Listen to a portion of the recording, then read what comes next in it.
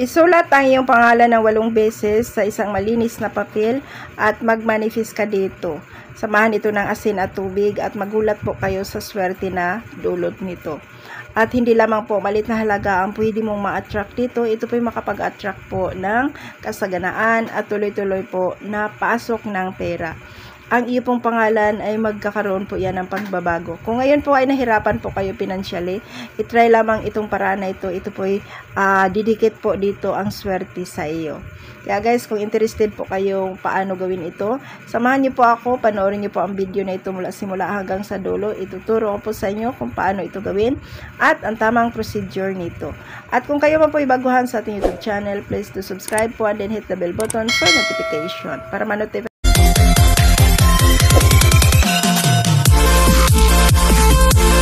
Hello guys, kumusta? Welcome back sa ating YouTube channel. Shoutout po sa lahat. At ayan, shoutout din po sa lahat ko pong mga ka-business partner. Ayan. So ngayon po guys, sa araw pong ito, ayan, gagawa po tayo ng isang napakaganda pong paraan kung paano swertihin ang ating pangalan.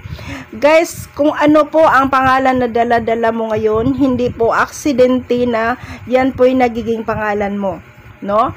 At bawat tao po may swerteng nakakaakibat dito. Ang iba lamang ay hindi po ito nagbukas. Kaya sa paraan pong ito, buksan po natin ang swerte sa ating buhay gamit ang ating pangalan. So ngayon po guys, kailangan natin dito ang focus. Kailangan natin dito ang paniwala. 100% na paniniwala po talaga. At isang malinis lamang na papel, isang maliit na papel. At sa oras pong ito po ang umpisa na magkaroon ng pagbabago ang takbo ng iyong buhay, lalo po pagdating po sa pinansyal. Kaya guys, focus at maniwala ka sa gagawin mo. So ngayon po, ganito po ang ating mga dapat ihanda at ito po ang mga dapat natin ihanda. Isang maliit na papel, isang ballpen, kahit anong kulay ng ballpen, at kandila na puti. Siyempre, kailangan natin ang kandila. At next po, tubig, isang basong tubig. And then, sa tubig naman, pwede tubig ulan kung mayroon kayo. Pero kung wala kayong tubig ulan, kahit anong klaseng tubig. So, isang malinis na baso na walang laman. Ngayon po, kailangan din natin dito ang asin.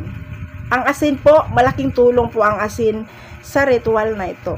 So, ngayon po guys, mag-start ka nang gumawa nito. So, sa paggawa po nito guys, kailangan mong gawin ito na may tahimik, walang gulo, at may concentration po kayo. So, kailangan po yung focus mo dito. So, the best ang oras sa paggawa po nito ay madaling araw. Kung kayo po yung nagigising ng madaling araw, ito po gawin ninyo kaagad ito. Pero guys, kung hindi po kayo nagigising ng madaling araw, pwede pa rin gawin ninyo ito sa mga oras po na ganito. Alas 6 ng umaga hanggang alas 7 ng umaga lamang ang paggawa nito. Yung sabay pong pagbukas po ng bukang liwayway po, no? Maganda yan. So ngayon po guys, isulat mo dito sa isang malinis na papel ang inyong pong pangalan ng 8 beses.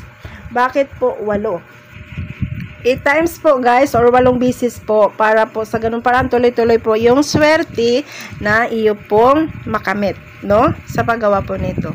So ayan po, focus lamang sa paggawa nito. Focus ka habang sinusulat mo ang iyong pangalan. And then guys, kailangan po yung pangalan po ninyo, yung tunay talaga, na may ID po kayo, okay? So, tuloy lamang guys hanggang matapos mo yung 8 times na pagsusulat po ng iyong pangalan. And then, habang sinusulat po ninyo ito, yung intention po ninyo, nakapokus lamang doon yung isip ninyo. Huwag po kayong mag-isip ng kahit ano po habang sinusulat mo ito. Napaka-importante po yan. Na wala pong kahit anong pumapasok sa isip ninyo na kontra po sa gagawin po ninyo. So, ayan. So, tuloy-tuloy lamang guys. And then, pagkatapos mong nasulat po ng 8 beses ang iyong pangalan, baka nagtaka po kayo guys, bakit 8 times po? Dahil gusto po natin na tuloy-tuloy po yung swerte natin. Okay po? So ngayon po guys, sa paraan pong ito, magkaroon po ng pagbukas po ang swerte na para talaga sa'yo. Magtiwala ka lamang, okay? So ngayon po, pagkatapos mong nasulat po ang iyong pangalan, ang next na gagawin po ninyo dito guys ay kailangan mo tong ilagay sa baso. Malinis na baso po ang lagyan natin dito. Pero kailangan tupiin mo po ito, guys. So, sa pagtupi po nito, kailangan po yung ang ating pangalan na nakasulat ay hindi po siya bagas makita pa rin natin siya. Okay? So, ganyan lamang, guys. Papasok po ang pagtupi. And then, ilagay natin ito dito sa malinis na garapon. Ayan. And then, pagkatapos mong nailagay yan, lagyan mo siya ng asin. Takpan mo siya ng asin, guys.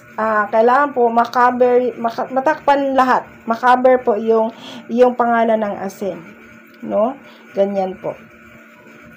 At habang nilalagay po ninyo ang asin, focus lamang. Wala kayong ibang iisipin.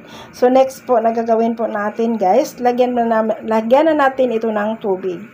So, ganito po. So, yan. Hayaan mo siya pag lumutang kasi syempre po, natamaan siya ng tubig. So, ganyan lamang siya, guys. So, ang next na gagawin natin dito, ito na po ay umpisa po na mag-wish po tayo. At bago po tayo mag-wish, guys, kailangan po magdasal muna tayo. Dasalan natin ang tubig na ito. Hilingin po natin na ito po sa pamamagitan nito, mahal na Panginoon, magbukas po ang swerte na para sa akin. Ganyan po. And then, pagkatapos nito, guys, inhale, exhale po kayo. Pagkatapos mong nakapag-inhale, exhale ng 3 beses, ang next na gagawin po ninyo, hawakan po ninyo ang baso na ito at ipikit mo yung mata mo, ibulong mo dito ang iyo pong wishes or ang iyo pong kahilingan. Sa pamamagitan po nito, guys, kahit gayahin po ninyo ito, sa pamamagitan po nito, ako po ay magkaroon ng swerteng walang humpay. I claim it, I claim it, I claim it. Sa umpisa sa araw na ito, magkaroon ng pagbabago ang aking buhay. Ako ay magtagumpay, magkaroon ng kasaganaan, magkakaroon ng pera, tuloy-tuloy po. Depende na po sa inyo, guys, kung paano nyo i-mention or bigkasin po ang iyong wishes. So, kailangan po magkaroon ka ng focus dito. So, ayan po, guys, at pwede mo ring gawin, banggitin ninyo ang iyong pangalan ng 8 beses, saka mo pa banggitin or saka mo bigkasin ang iyong wishes, no? So, pangalan, 8 times mo banggitin, pwede din yan ganyan. So, depende na po sa inyo. So, sana po, guys, no, makakatulong ito sa iyo ang ating topic ngayon. So, ngayon, pagkatapos niyo pong nag-wish dito, ilagay niyo po ito doon po sa ilalim po ng iyong higaan habang kayo'y natutulog. Di ba po, umaga po ninyo ito ginawa? So, ilagay ninyo ito muna sa altar.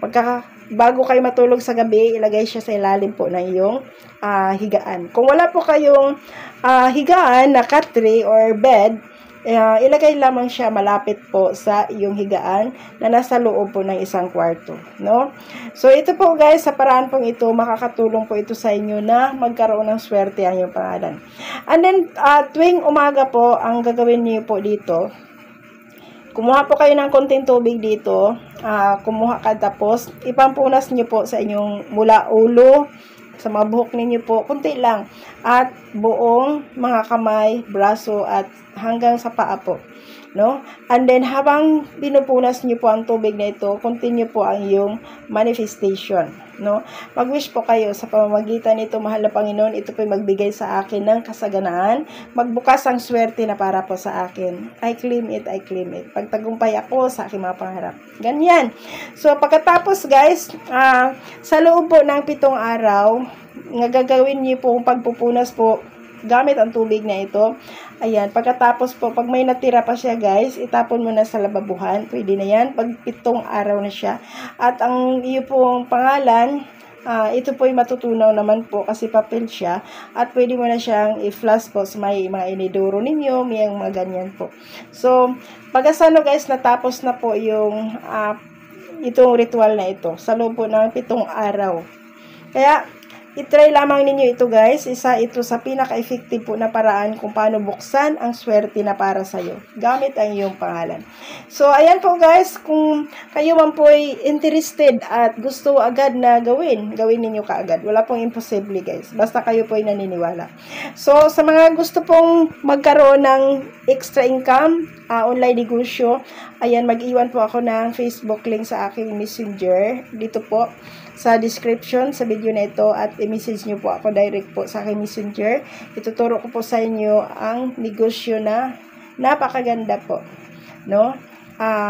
Maraming salamat ulit guys at lagi po kayong iingat. Good luck po sa inyo lahat. God bless everyone. Bye-bye po. At huwag po ninyong kalimutan guys, i-share ang video na ito sa iyong mga kakilala, mga friends po ninyo. At i-like na rin guys kung sa tingin po ninyo makakatulong ito. At subscribe na rin po guys kung hindi pa po kayo nakapag-subscribe. Maraming salamat po. God bless everyone. Bye!